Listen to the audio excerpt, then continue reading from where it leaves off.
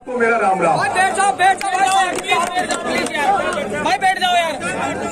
मैं आया था। बैठ जाओ यार। अरे भैया फोटो भाई, बैठ जाओ यार प्लीज। पंच पटेलों, ये जो सभा चल रही है, ये जो पंचायत चल रही है, ऐसी पंचायत इस पूर्वी राजस्थान में आज के दिन 2 जगह और भी चल रही है। एक लालसोट में रामगढ़ पचवाड़ा में चल रही है और एक आपके जस्ट नजदीक बामणवास में भी चल रही है। पूरे पंजाब, हरियाणा, उत्तर प्रदेश और पूरे देश भर में जहां भी यह आंदोलन चल रहा है, सबकी नजर आप पर है कि राजस्थान में जो पंचायतें चल रही है, उन पंचायतों में क्या हो रहा है। क्या वाकई में किसानों की पंचायत है या वहां भी कोई राजनीति होने लगी। मैं आपसे कहना चाहता हूं, आपके बीच में आया हूं। जिस दिन से यह आंदोलन चला है कि मैं जिस दिन से राजनीति में कूदा हूं, जिस दिन से राजस्थान विश्वविद्यालय की छात्र राजनीति में मैंने पैर रखा है, उस दिन से सिर्फ एंड सिर्फ नरेश मीणा आंदोलनों की राजनीति करता है। नरेश मीणा किसी दल और किसी पार्टी और किसी नेता की गुलामी करता हुआ नहीं आया है। लोगों के लिए लड़ाई लड़ने के लिए मेरे किसान भाइयों, मेरे किसान पंच पटेलों, पिछले 70 दिन से इस देश में आंदोलन चल रहा है और जिस दिन से यह आंदोलन चालू हुआ था, उसके पहले मैंने 12 की धरती पर 12 के एक प्रमोद जैन भाया मंत्री, कांग्रेस कमेटी का मंत्री था, उस प्रमोद जैन भाया के खिलाफ 12 में भी मैंने एक आंदोलन किया था और किसानों को लेकर आंदोलन किया था। वो भी किसान आंदोलन था। और जब वो किसान आंदोलन के बाद नरेश मीणा जेल चला गया था, तो जेल जाने के बाद नरेश मीणा आया, तब मेरे खेती बाड़ी का काम पड़ गया और मैंने कहा कि मैं कुछ दिन खेती बाड़ी में बिजी रहूंगा, अपने खेतों पे अपने खेत के साथ रहूंगा, मेरी फसलों के साथ रहूंगा। और जब मैं अपने खेत पर अपनी फसलों के साथ रहता हूं, तो मैं मोबाइल सबको बंद करके दुनियादारी से दूर चल के अपने खेतों में एकांतवास में रहता हूं। क्योंकि आप जब जानते हो, जो व्यक्ति खुद खेती करता है, खुद किसानी करता है, जो व्यक्ति खुद खेती करता है, खुद किसानी करता है, वो ना सोशल मीडिया चला सकता, ना फेसबुक चला सकता। अगर आप पानी मोड़ रहे हो खेत में, आप जानवर भगा रहे हो और आपका मोबाइल बच गया, तो आप पानी नहीं मोड़ पाओगे, खेती ढंग से नहीं कर पाओगे। इसलिए मैं तो खेती भी करता हूँ तो पूरे मन से करता हूँ और पूरा 100% का किसान हूँ। 60 बीघा का लहसुन बो रखा है, 14 बीघा के गेहूं की खेती कर रखी है और 50 बीघा की सरसों बो रखी है। और आपसे कहना चाहता हूँ राजस्थान के किसानों कि सबसे पहले सबसे गांव तक किसान हूँ। आज मेरी 10 बीघा की सरसों कट चुकी है और घर पे मैंने 2 डाला सरसों निकाल कर घर पर रख भी दी है। ये जब आंदोलन चालू हुआ 70 दिन पहले, जब किसान संगठनों ने एक अंचवाड़ा का आंदोलन जब चालू किया, तब मुझे नहीं पता था कि देश में कोई किसान आंदोलन चालू हुआ है। मेरे को साथियों ने फोन किया कि भाई साहब मौका आया है, अपन ने बहुत राजनीति कर, बहुत आंदोलन कर लिए, अपन ने अपने लिए भी आंदोलन कर लिए और जाति के लिए भी आंदोलन कर लिए, पर ये एक ऐसा आंदोलन है जो 36 कौम का आंदोलन है। उन सब लोगों का आंदोलन जो धरती से जुड़ा हुआ है, उस सब लोगों का आंदोलन है जो अन्नदाता से जुड़ा हुआ है। इसलिए आप खेतों पे पड़े मत रहो, आप मार्केट में आओ, आप सड़कों पर उतरो, आपको देश का किसान याद कर रहा है। मेरे भाइयों, मैंने उनसे कहा कि मैंने आंदोलन बहुत देखे, जब आंदोलन होते हैं तो 2 या 4 दिन में आंदोलन होकर खत्म हो जाते हैं, क्योंकि आंदोलन जो कभी कभी आंदोलन दिल से होते हैं, लेकिन ऐसा आंदोलन कभी मैंने धरती पर नहीं देखा। इसलिए मेरा अनुमान था कि ये जो किसानों का आंदोलन हो रहा है, ये भी इसी तरह का कोई आंदोलन होगा। लोग रैलियां निकालेंगे, लोग धरना देंगे, नेता भाषण देंगे और भाषणों के बाद में 2-4 दिन बाद में सरकार से समझौता हो जाएगा और आंदोलन वापिस हो जाएगा।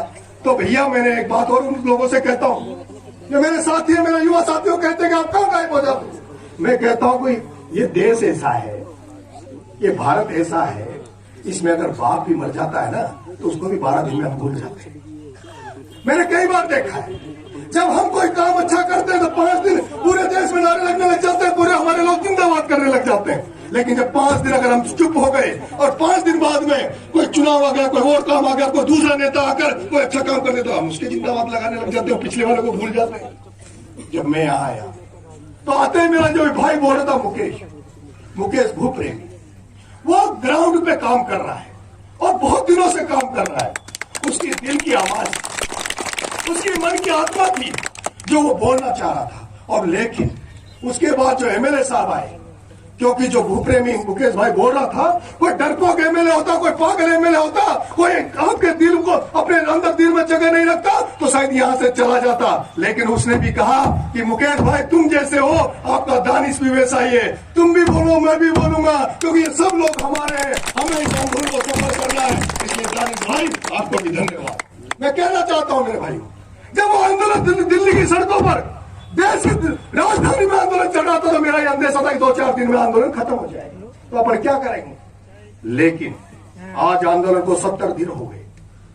जब खबरें आने लगी कि आंदोलन में जो वो धरना देकर बैठे हैं, उसमें से डेली गांव में एक लाश जा रही है, क्योंकि वहां 90, 95 साल के पंच पटेल, हमारे बुजुर्ग, जिन्हें खुद की चिंता नहीं थी, जिनको अपने बेटों की भी चिंता नहीं थी, जिनको अपने पोतों की भी चिंता नहीं थी, पर जिनको ये चिंता थी कि हमारे आने वाली पीढ़ी का क्या होगा। हमारी तो जिंदगी गुजर गई, हमारे आने वाले बच्चे भी अपनी जिंदगी गुजार लेंगे। लेकिन जिस तरह का देश में कानून बना है, वो कानून अगर इस देश में लागू हो गया तो हमारी जो आने वाली पीढ़ी है उसका क्या होगा, वो उसका क्या होगा। इसलिए वो दोस्त वहां पढ़े थे। जब हमें लगा कि आत्मा का आंदोलन है, ये दिल का आंदोलन है, किसान का आंदोलन है, ये कोई फर्जी रामदेव बाबा जैसों का आंदोलन नहीं है, अन्ना हजारे जैसों का आंदोलन नहीं है, ये तो धरती पुत्रों का आंदोलन है। और इसमें नरेश तुझे भी जाना चाहिए, तुझे भी अपनी भूमिका निभाना चाहिए। आपका ये बेटा, मेरे क्रांतिकारी साथी, बहुत सारे युवा साथी राजस्थान से उस आंदोलन में शरीक रहे और पहले दिन से वहां धरने पर बैठे हैं। हमारा एक धर्म धाकर बारा का पहले दिन से उस धरती पर बैठा है। हमारा एक बनी टाटू बामनवास का पहले दिन से शाजापुर बॉर्डर में बैठा है। ऐसे भाई मुकेश यहाँ बैठे हैं, ऐसे हजारों सैकड़ों लड़के वहां बैठे हैं। लेकिन थोड़ा मैं लेट गया। लेकिन जिस दिन से नरेश मीणा बॉर्डर पे गया, जब ये कॉल दिया गया देश के किसानों द्वारा कि 26 जनवरी को गणतंत्र दिवस पर देश में अब तक तो परेडें बहुत हुई है, बहुत चील गाड़ियां, हेलीकॉप्टरों को लोगों ने परेड में देखा है, लेकिन ये 26 जनवरी की परेड ऐसी देश में होनी चाहिए जिसमें पूरा देश नहीं, पूरा संसार, पूरी दुनिया देश के, भारत के किसानों की परेड देखे, भारत के किसानों के कर्तव्य देखे, भारत के किसानों के ट्रैक्टरों को देखे, भारत के किसानों की असलियत को देखे। उस परेड को जब कॉल दिया तो उसमें नरेश मीणा भी गया। और मैं व्यक्ति हूं दोस्तों, आपसे कहना चाहता हूं, जो उस परेड में लाल किले पर भी गया। मेरा वायरल कर रहे हैं लोग, भारतीय जनता पार्टी वाले लोग। कल परसों एक नुपुर शर्मा है, कोई भारतीय जनता पार्टी की राष्ट्रीय प्रवक्ता, वो कह रही थी कि राजस्थान का भी कोई कांग्रेस का लीडर उस लाल किले पे था। अरे बीजेपी की प्रवक्ता, तेरे से मैं कह देना चाहता हूं, हाँ मैं राजस्थान से गया था, लेकिन मैं कांग्रेस का नेता बन के नहीं गया, मैं किसान बन के गया।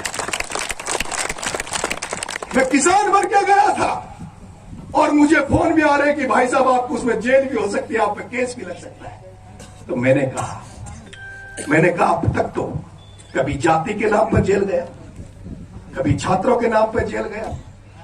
खास अगर मुझे भी मौका मिल जाए किसानों के नाम पर जेल जाने का, तो नरेश मीणा 6 महीने की जेल से नहीं डरेगा, नरेश मीणा 12 महीने की जेल से नहीं डरेगा।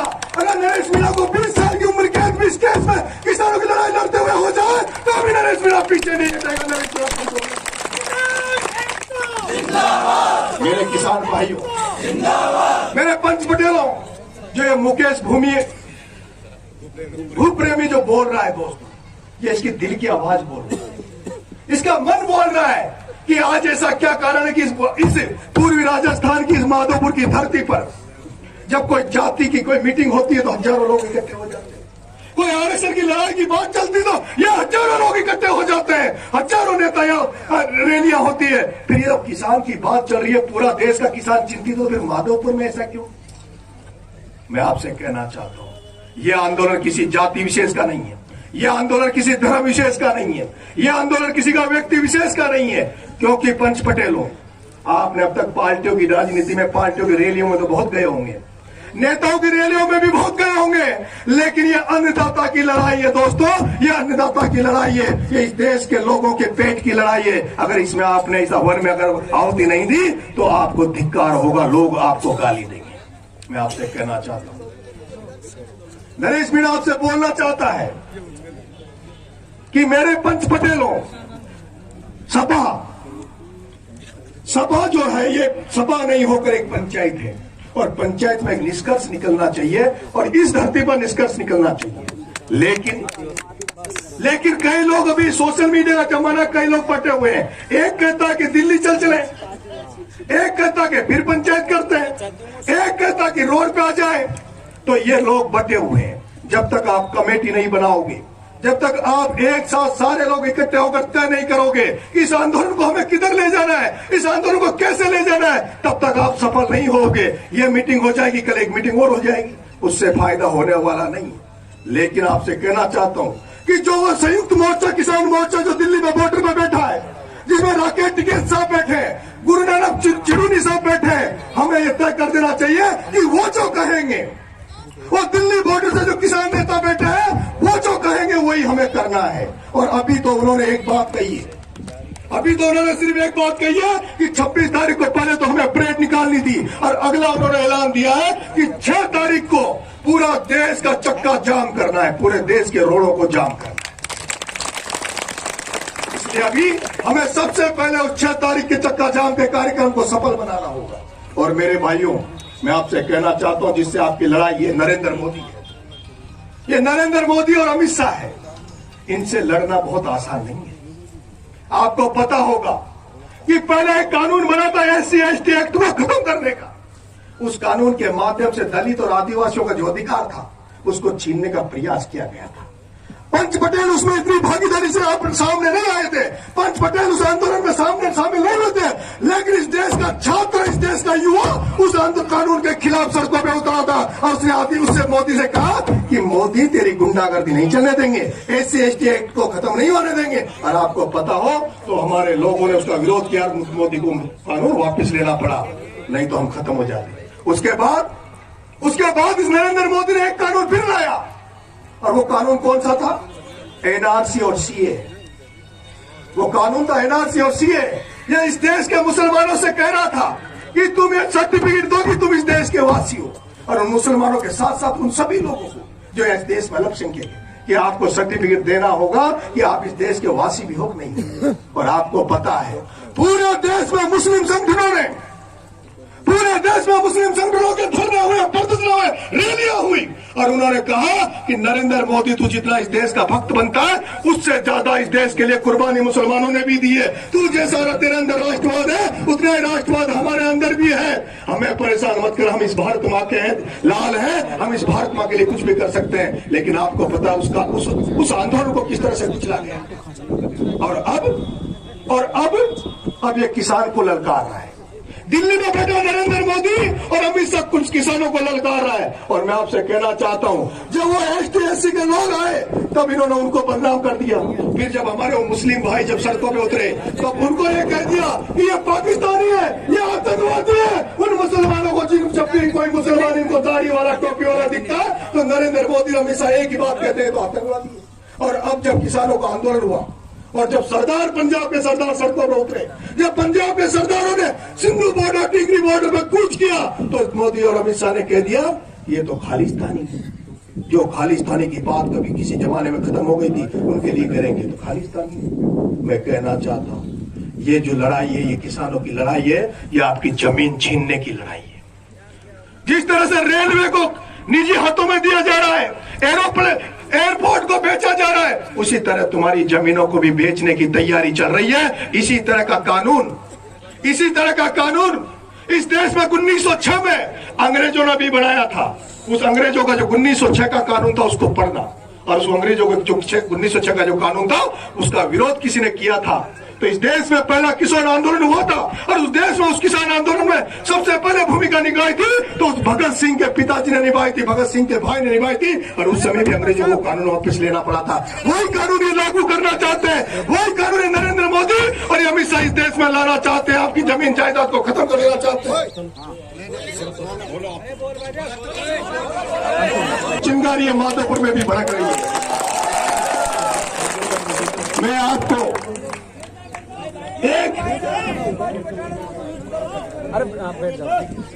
दोस्तों, जब भगत सिंह जी जेल में बंद थे और उनको फांसी का देश में अनाउंस हो गया था, कि भगत सिंह को फलाने दिन फांसी दी जाएगी। अरे दादा छाना हो जाओ ना भाया, सुन लिया पटेला कर रहे थे न्याय, सारी पटेला न्याय हो जाओ। जिस दिन जब भगत सिंह की मां भगत सिंह से जेल में मिलने गई तो भगत सिंह की मां ने यह कहा कि बेटा अगर तू जो तुझे फांसी अनाउंस हुई है, अगर तू सरकार की बात मान लेगा, अंग्रेजों की बात मान लेगा तो ये फांसी तेरी माफ हो जाएगी। और मेरा ये सपना है कि भगत सिंह तू जेल से निकलने बाद तेरी मैं शादी ब्याह करूं और तेरे बाल बच्चों को देखूं। जब भगत सिंह की मां ने जब भगत सिंह से ये बात कही तब भगत सिंह ने कहा था कि चांद अगर अड़ जाए, चांद अगर अड़ जाए तो चांद अगर अड़ जाए तो अड़ना बहुत जरूरी है। और क्रांति के इस काल में क्रांति की भाषा पढ़ना बहुत जरूरी है। अरे मेरी माँ, अगर भारतीय जनता पार्टी जो कानून लेकर आई है, अगर बीजेपी का कोई व्यक्ति कोई नेता उस बीजेपी से इस्तीफा देकर उस बीजेपी की सदस्यता छोड़कर अगर हमारे मंच पे आता तो उसका हमें बारंबार स्वागत करना चाहिए, सत्कार करना चाहिए। क्योंकि ये आंदोलन तभी मजबूत बनेगा जब हम एक एक आदमी को इस आंदोलन पे जोड़ेंगे, एक एक आदमी को हम हमारे साथ खड़ा करेंगे। और ये पंचमढ़ी में ऐसा आंदोलन है, इन किसानों ने इन नेताओं को भी औकात दिखा दी। अब तक जो नेता आते थे ना, ये आते थे भैया माइक में भाषण में मेरा नंबर आएगा कि नहीं आएगा, मुझे मंच में बैठने का नंबर आएगा कि नहीं आएगा, मेरी कुर्सी लगेगी तो कहां लगेगी। मेरे किसान भाइयों, मेरे युवा साथियों, मेरे छात्र साथियों, आपने इनको सड़क पर ला दिया, आपने इनको जमीन पर ला दिया, आपने इनको गांड के बल पर जमीन पर बैठना सिखा दिया। क्रांति होगी। राजस्थान में एक ऐसे व्यक्ति की जरूरत है जिसको लीड कर सके, और आपका भाई लीड करने के लिए तैयार बैठा। आपका भाई आपके बीच में सिर्फ ये बात करने आया है कि ये पंचमढ़ी युवा साथियों, अगर आपको लगता है कि राजस्थान में राकेश टिकैत की तरह नरेश मीणा भी इस आंदोलन को चला सकता है, आपको अगर इस बच्चे पे भरोसा है तो हाथ खड़े कर एक बार कह दो कि हम तेरा साथ देंगे, तू आगे बढ़ जा, तू लड़ाई के लिए तैयार होता। अगर आप मेरा साथ दोगे तो मैं इस आंदोलन को लेकर बहुत बड़ी भूमिका बनाना चाहता हूँ। मैं चाहता हूँ मेरे भाइयों, ये जो पंचायतें हो रही है, ये पंचायतें केवल अब तक गाँव को जगाने के लिए हो रही है, गाँव के किसानों को जगाने के लिए हो रही है। और थोड़े दिन बाद में जो पंचायत हमने बुलाएंगे वो जयपुर की राजधानी जयपुर में बुलाएंगे, और इस जयपुर में ऐसी राजधानी में ऐसी रैली करना चाहते हैं जो इस देश की सबसे बड़ी रैली हो, जिसमें राकेश टिकैत को बुलाना चाहता हूँ, को बुलाना चाहता हूँ, और आपको कहना चाहता हूँ कि उस दिन जिस दिन आप उस रैली को सफल बना दोगे, जिस दिन आप इस बेटे में आशीर्वाद देने जयपुर की धरती पर आ जाओगे, उस दिन आपको पश्चाताप नहीं करना पड़ेगा। उस दिन आप भी गर्व से कहोगे कि हमने हार्दिक पटेल, जिग्नेश मेवाणी, राजा चंद्रशेखर के बारे में सुना है, हमें तो पता ही नहीं था कि हमारे घर में भी नरेश मीणा जैसा, उन्हीं जैसा हमारे बीच में भी है। जय हिंद, जय भारत, इनकलाब, किसान